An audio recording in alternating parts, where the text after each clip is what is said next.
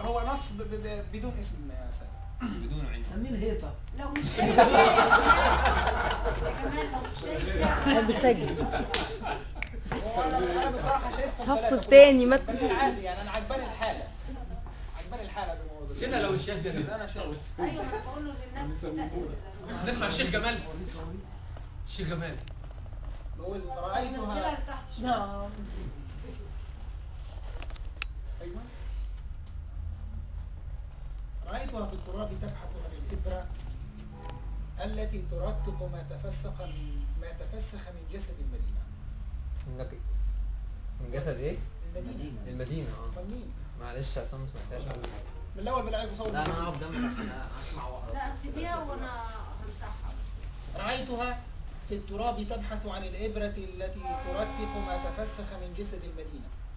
رأيتهم في انحناء ظهورهم أمام أفران الخبز، في السجائر التي لا تفارق شفاههم لقتل الملل، في انتظارهم للغد وخوفهم منه، في عزة أنفسهم أمام الجوع والطعام يذبحهم. أقسم أني رأيتهم في ابتساماتهم المرة من غباء النخبة الذي يدفعون هم ثمنه، في إنفاقهم آخر ما يملكون من مال ببذخ.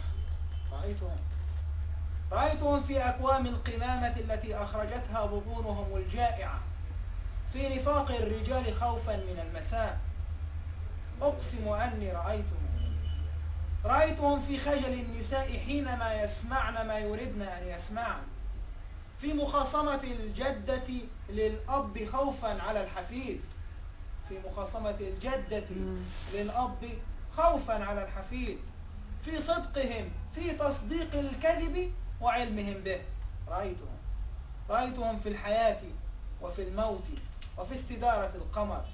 رأيتهم يعشقون بلادهم لا لشيء سوى لأنها توزع عليهم الخوف بالتساوي ويقبلون.